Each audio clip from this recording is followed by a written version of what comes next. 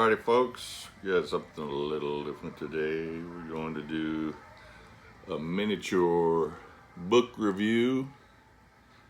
The Beatles, the only authorized biography by Hunter Davies. This originally came out in 1968.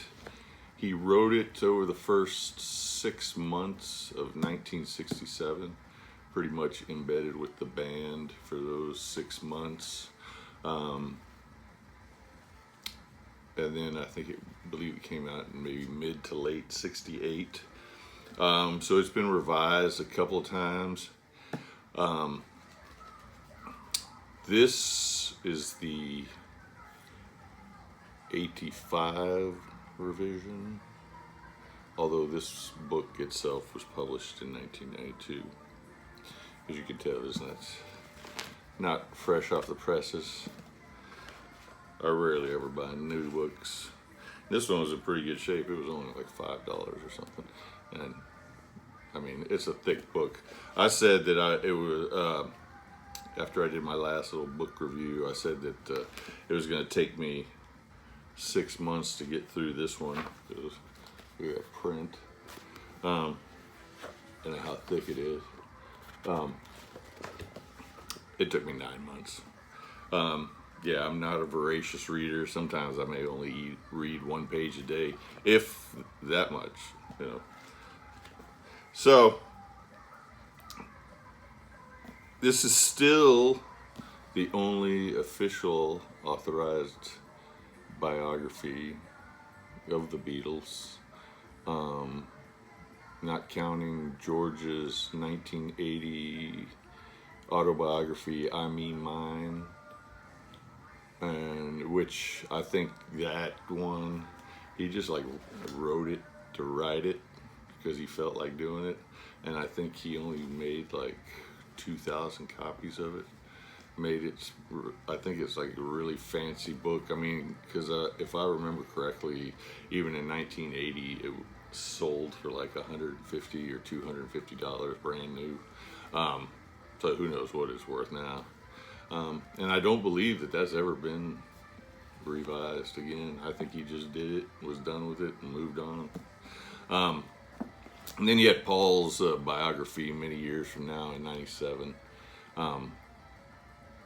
And outside of those three, these are only 3 official Beatles books on top of many.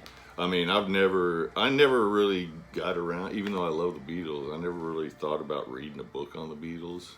I forget what spurred me on to get this one. Because you just, since they're so popular, you just think that, you know everything there is to know about the Beatles. But, of course, you don't. And as soon as you start reading the book, you realize you don't. So this one, in 82, the revision in 82 added a conversation, which is of course in this one, from 1981, that had a conversation with Paul 6 months after Lennon's death. And Lennon was complaining about how he was being portrayed as the bad guy, about he was the one who broke up the Beatles and all this stuff, and Paul was actually really not happy with Davies for putting that in the revision, because he thought it was a private conversation. And then this 85 edition, which is this one here, there's another postscript where McCartney also complained to Davies about how people didn't really think that McCartney and Lennon were friends, that they just worked together. So McCartney was mad about that. And so yeah, in this book, I mentioned McCartney saying that he was portrayed as the bad guy after Lennon's death. I mean, I was around at that time. I was not into the Beatles at that time. That would have put me, I think that happened like the day after my 12th birthday. So I had not expanded my musical repertoire to the Beatles at that time. But it was hard to escape them. You knew who the Beatles were. You knew who Lennon and McCartney were, or George Harrison. You knew who they all were. I don't really remember McCartney being portrayed as the bad guy per se. Maybe a little bit. Maybe there was some like who broke up the Beatles more. Was it Paul? Was it Yoko? Which that still goes on to this day. Maybe it was a little more exacerbated in 80, 81 after John's death. But Davies makes no bones about it that he thinks that it was Yoko that broke up the Beatles in this book. So this book was criticized when it came out because they claimed that it was a very sanitized version of the Beatles. Davies didn't put anything about Epstein's homosexuality in here, which in 1968, that was, Epstein wasn't really out, so he claims he didn't put that in the book out of respect for him. He didn't put anything about all the groupie sex in there. He claimed that he didn't do it because people pretty much knew what was going on with groupies and rock stars at that time. And he felt it disrespectful to the women that were in the Beatles' lives at that time. And then he also toned down the drug use. Not a whole lot of talking about drug use in here. But he also claims that he did have to submit the book. It was in an agreement he made with Epstein to begin with, that the book would have to be given to, I'm not sure if it was given to Epstein or not. He did die shortly after the book was completed. Now, completed, was it, I don't know what that means. Was he done writing it and handing out his manuscript? I don't know. But I do know that he gave it to all of the Beatles, and he said that pretty much none of them had any problems with what he had written. The two main things were Harrison wanted more of the Hinduism put in the book, more about his belief system and what he was getting into and all that stuff. He wanted more of that put into the book. And then Lennon wanted a copy sent to Mimi, his Aunt Mimi, who basically raised him, and that she actually had more to say and wanted more stuff taken out. I think you even said that Lennon really didn't even bother reading it. He goes, give it to Mimi. If she says it's all right, then it's all right by me. And that she actually did more editing than even the editors. She didn't want, and her stuff was mainly profanity or things that Lennon said that she said that he didn't do, or about her mainly. So the first part of the book is the focus is on the early years, the family upbringing, them meeting each other, going to Hamburg, about how their popularity. They did slog it out pretty well. You think that they just kind of rose to fame really rapidly, but they did slog it out there pretty good for a while. And then when the popularity hit, that it just went crazy. Their families had to move. And he does talk. There's quotes from the band members throughout the book, but it's mainly more of the backstory on them in the first part of the book. Then the second part is more like Epstein and the business and how he got them going, setting them on the path for the Beatles. And then your last part of the book is where he really focuses on the interviews. Like there's a chapter for each Beatle. And the funny part about reading this is, so this is in 1969. So, I'm sorry, this is in 1967.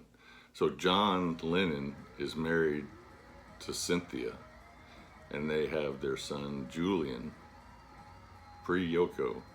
Paul is with Jane Asher, pre-Linda.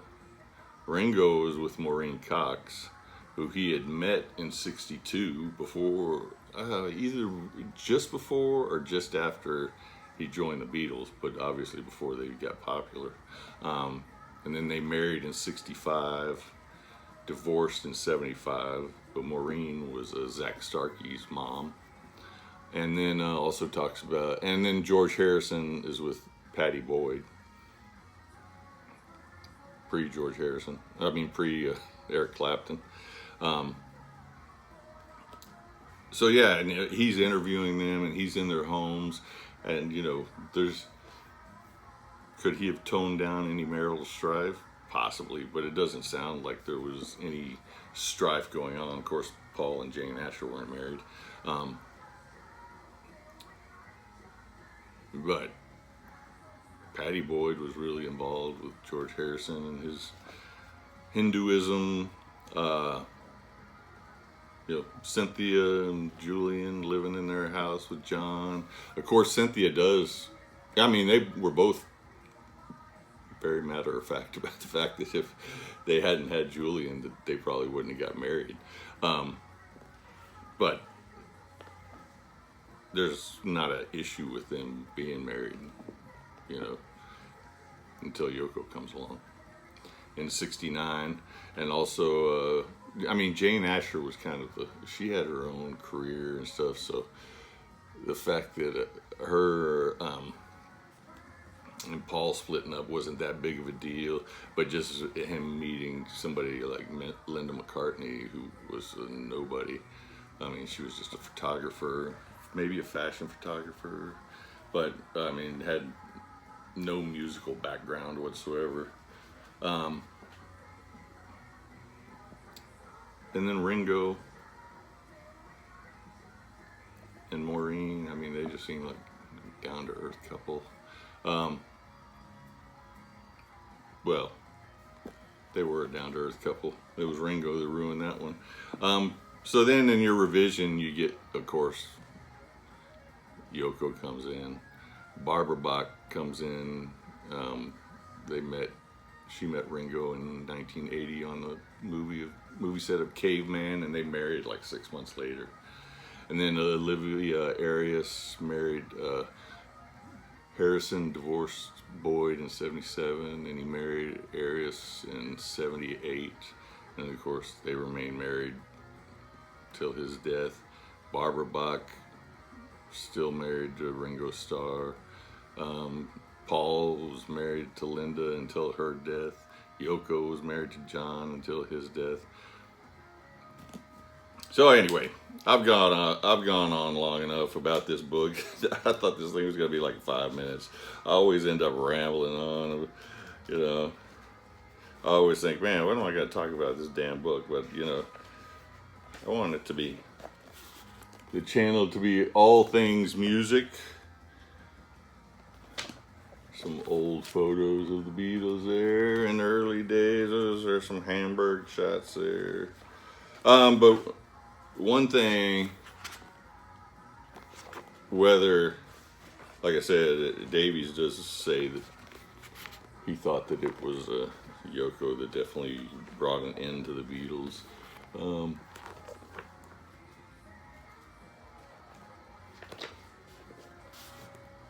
He also does say that it was eventually going to end anyway, because, it had just run its course and the guys were moving on to different things. John was moving in his direction with Yoko. Paul was moving in his direction with Linda. George was moving in his direction with Hinduism. All right, so there you go. Yeah, good book if you're a Beatles fan. definitely want to check it out. Very informative, very in depth. Like I said, he was with them for 6 months. He was allowed to. I mean, I haven't read any other Beatles books, but since this is the only authorized biography, I have a feeling that he has more first-hand information than some of the other more salacious books do. This is the one that I've moved on to now. Started reading it, as you can see by my little bookmark. Metal Collector, Gathered Tales from Headbangers by Martin Popoff. I chose one that wasn't so big this time. And the print's not that big either.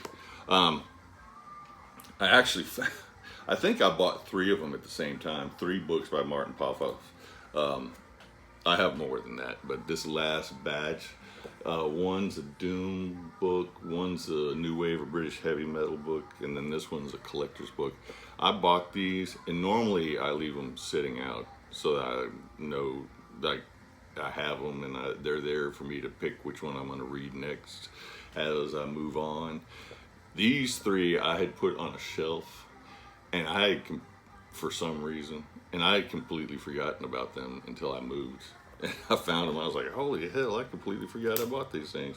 So, yeah, this will be the next one. This one should not take me 9 months to read. Not that thick. Metal Collector, Gathered Tales from Headbangers by Martin Popoff. And The Beatles, the only authorized biography by Hunter Davies. All right, you guys have a good one.